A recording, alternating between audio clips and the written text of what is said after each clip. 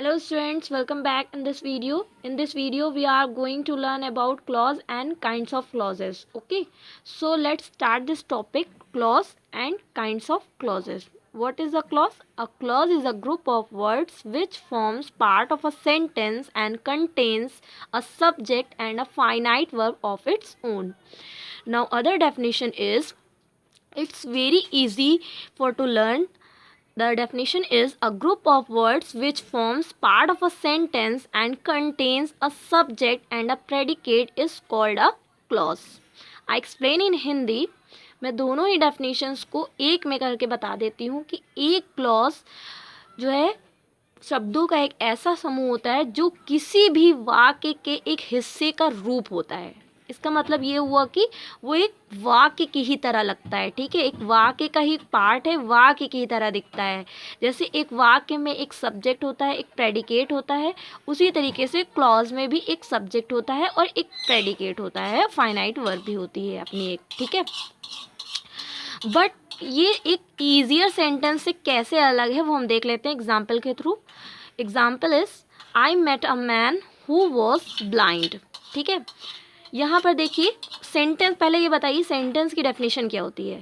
Sentence, the definition of sentence is a group of words which makes a complete sense, that is called sentence. Okay, अब देखिए यहाँ एक sentence ले लेते हैं.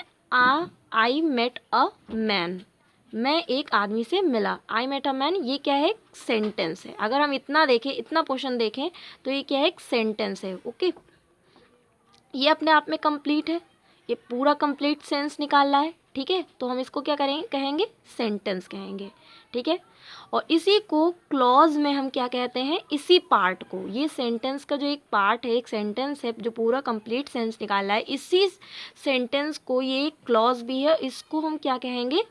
इस क्लॉज को हम कहते हैं प्रिंसिपल क्लॉज. अभी मैं जब काइंड्स ऑफ सेंटेंस समझाऊंगी तो मैं आपको प्रिंसिपल क्लॉज के बारे में बताऊंगी, जो अपने आप में पूरा क्या होता है? इंडिपेंडेंट होता है. ठीक है, इससे किसी भी, इसको अपने अर्थ पूरा करने में किसी भी दूसरे वाक्य की ज़रूरत नहीं होती है. ये अपने आप में पूरा कंप्लीट सेंस होता है, निकालता है. ठीक है, अब इसी में देखिए एक कॉमा लगा हुआ है. ठीक है, फिर इसके बाद रिलेटिव प्रोनाउन है हु वॉज ब्लाइंड. ठीक है, जो क्या था? अंधा था. इसमें देख लीजिए हु, यहाँ ये भी एक सेंटेंस है, क्योंकि जो हु होता है रिलेटिव प्रोनाउन, वो एक सब्जेक्ट की तरह काम कर सकता है. ठीक है, एक सब्जेक्ट की तरह काम करता है, तो ये भी एक सेंटेंस है कि नहीं? ये पार्ट भी एक सेंटेंस है, ये पार्ट भी सेंटेंस है. बट एक चीज़ और है बेटा, ये सेंटेंस तो अलग अलग किए जरूर जा सकते हैं, लेकिन दो हम अलग सेंटेंस फुल स्टॉप करके हम नहीं लिख सकते, क्योंकि कहीं ना कहीं अगर आप इसका सेंस देखो कि मैं एक आदमी से मिला जो क्या था? ब्लाइंड था. तो ये क्या है? ये जो सेंटेंस का पार्ट है वो कहीं ना कहीं इस पर डिपेंड है. ठीक है, इस प्रिंसिपल क्लॉज पर डिपेंड होता है. ठीक है, ये एक प्रिंसिपल क्लॉज है जो अपने आप में पूरा कंप्लीट सेंस निकाला है. इसमें एक सब्जेक्ट भी है, वह फाइनाइट वर्ब भी है और प्रेडिकेट भी है. ठीक है, सॉरी ऑब्जेक्ट भी है. ठीक है, और ये भी एक, इसमें भी वही चीज़ है, बट ये कहीं ना कहीं इससे जो है क्या है? कोरिलेट है. ठीक है, मतलब इस पर डिपेंड है, मतलब इससे इससे इसका रिश्ता जुड़ा हुआ है. मतलब ये है कि हम जो चीज़ इसमें बता रहे हैं इस मैन के बारे में, वही चीज़ हम यहाँ पर उसके बारे में ही बता रहे हैं, मतलब इससे यहाँ पर रिलेशन है. तो हम इन दोनों सेंटेंस को अलग नहीं लिख सकते, ये एक एक में सेंटेंस बनाया जाएगा. इसी चीज़ को हम क्लॉज कहते हैं. ठीक है, अब हम now we talk about kinds of clause. Okay, there are three kinds of clauses. First is principal clause. This is also called independent clause or main clause. Second is coordinate clause. Third is subordinate clause. This is also called dependent clause. ये जो मैंने बताया था who was blind, जो इस पर depend है, ये क्या है? कोऑर्डिनेट सबॉर्डिनेट क्लॉज है, जिसके बारे में मैं सबॉर्डिनेट जो पढ़ाऊंगी उसके तब बताऊंगी. ठीक है, there are also three types of subordinate clause. First is subordinate noun clause, subordinate adjective clause, subordinate adverb clause. Okay, now students, let's look into each of them in detail. Okay, first is principal clause. What is principal clause?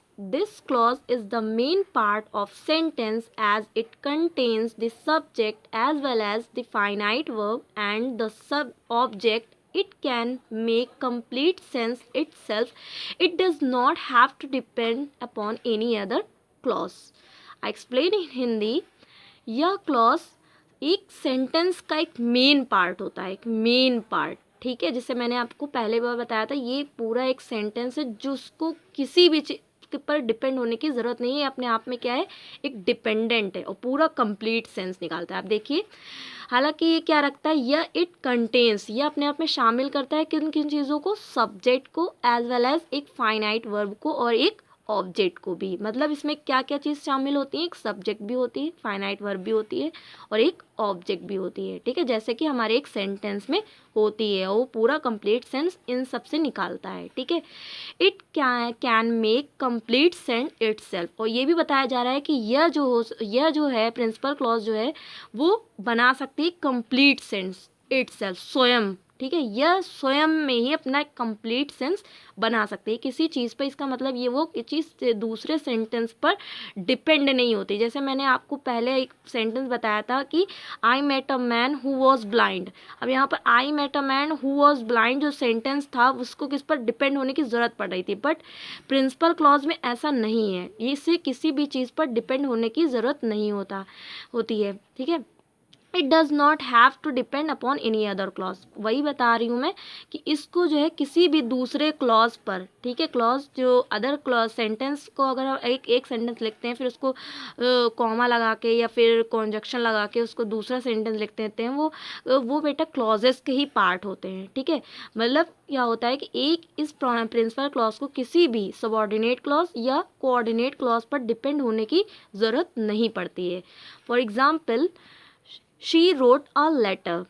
She is the best girl in the class. These are the examples of principal clause. Okay. Next is coordinate clause. This clause forms parts of a sentence, but in rank it is equal to the principal clause. However, alone it can't form of a sentence. It is connected through like a principal clause. In itself it forms a complete sense. I explain in Hindi, यह clause भी sentence के part का एक क्या है, रूप है, but rank में क्या है ये, लेकिन ये रैंक में प्रिंसिपल क्लॉज के बिल्कुल इक्वल काम करता है, ठीक है। जैसे प्रिंसिपल क्लॉज को किसी पर भी डिपेंड होने की ज़रूरत नहीं होती, उसी तरीके से कोऑर्डिनेट क्लॉज को भी डिपेंड होने की ज़रूरत नहीं पड़ती। ये अपने आप में पूरा सेंस तो निकालता है, बट ये कहीं ना कहीं चीज़ से रिलेटेड कनेक्टेड है, अभी मैं बताऊँगी। हालांकि अलोन, अकेले, it can't form a sentence, अगर हम इसको अकेले रख दें, मतलब कोऑर्डिनेट सेंटेंस को अगर क्लॉज को अगर हम अकेले रख दें तो ये एक सेंटेंस का फॉर्म नहीं बन सकता, ठीक है, एक सेंटेंस का रूप नहीं हो सकता, ले सकता। मतलब हम लगता तो वो है कि हाँ एक सेंटेंस है, बट ये पूरी तरीके से एक सेंटेंस का रूप नहीं ले सकता, कि वो किसी ना किसी चीज़ से कनेक्ट जरूर होगा। देखिए आगे बता रहे इट इज़ कनेक्टेड, वो कहीं ना कहीं से वो कनेक्टेड किसी ना किसी चीज़ से ज़रूर होगा। मतलब पूरी तरीके से जिस तरह प्रिंसिपल क्लॉज होता है वो किसी चीज़ से कनेक्टेड नहीं होता, किसी चीज़ पर डिपेंड नहीं होता, उस तरीके से नहीं होता ना, मतलब इससे कहीं ना कहीं चीज़ से कनेक्ट करके ज़रूर लिखना होता है, करना पड़ता है, तभी हम आगे का सेंटेंस लिख पाते हैं, ठीक है। Through like a principal clause, जैसे कि प्रिंसिपल क्लॉज एक होता है उसी तरीके से ये उस तरीके से पूरा तो नहीं होता, बट किसी न किसी चीज़ पर कनेक्टेड होता है। In it self it forms a complete sense, but हम ये कह सकते हैं कि स्वयं एक कंप्लीट सेंस बना सकता है, ऐसा नहीं कि कंप्लीट सेंस ये नहीं बना सकता, ठीक है। कुछ एग्जाम्पल देख लेते हैं हम।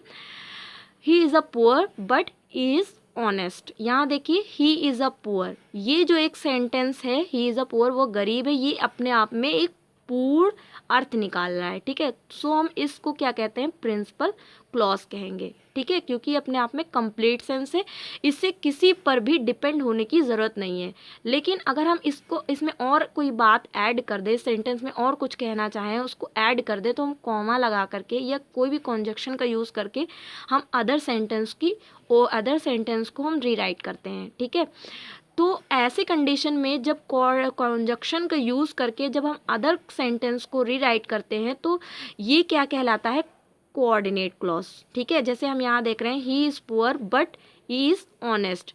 तो यहाँ पर जो ही इज़ ऑनेस्ट है, ये किसी चीज़ पर क्या है, किसी चीज़ से कनेक्टेड है। वो किससे कनेक्टेड है, बट से कनेक्टेड है। मतलब यहाँ एक कॉन्जक्शन से, कोऑर्डिनेट कॉन्जक्शन से कनेक्टेड होता है। ये कोऑर्डिनेट क्लॉज हमेशा कोऑर्डिनेट कॉन्जक्शन से कनेक्टेड होता है ये, लेकिन ये अपने आप में कंप्लीट सेंस निकालता है, बट ये क्या है, कनेक्टेड है किससे, कोऑर्डिनेट कॉन्जक्शन से। दूसरा देख लीजिए, he gets up early in the morning and he goes out for a walk. अब यहाँ देखिए, ये he gets up early in the morning, ये तो अपने आप में एक कंप्लीट सेंस निकालना है। इसे किसी भी चीज़, किसी अदर सेंटेंस पर डिपेंड होने की ज़रूरत नहीं है, अपने आप में कंप्लीट है कि वह जो है रोज़ सुबह जल्दी उठता है। ये क्या है, प्रिंसिपल। तो ये क्या हुआ, प्रिंसिपल क्लॉज हुआ ये, और इसको हम इंडिपेंडेंट क्लॉज भी कह सकते हैं, इसे हम मेन क्लॉज भी कह सकते हैं। बट यहाँ देखिए, कॉमा के बाद क्या है, एंड है। एंड है मतलब ये कोऑर्डिनेट कॉन्जक्शन है, यहाँ पर यूज़ हुआ है। फिर उसके बाद यूज़ हुआ है, नेक्स्ट सेंटेंस यूज़ हुआ है, ही goes out for a walk. अब यहाँ देखिए, इसको जो है कोऑर्डिनेट कंजक्शन के साथ कनेक्ट किया गया है, कि मतलब दूसरे सेंटेंस को ओपन करने के लिए हमें जब कोऑर्डिनेट कंजक्शन की यूज़ करना पड़ता है, तो उसे हम क्या कहते हैं, कोऑर्डिनेट क्लॉज। मतलब इसे कोऑर्डिनेट क्लॉज पर हमेशा डिपेंड रहना पड़ता है, ठीक है। बट ये अपने आप में कंप्लीट सेंस निकाला, ऐसा नहीं है कि he goes out for a walk, ये एक पूरा कंप्लीट सेंस नहीं है। ओके, सो नेक्स्ट वीडियो में हम क्या करेंगे, सबऑर्डिनेट क्लॉज के बारे में पढ़ेंगे। So thanks for watching.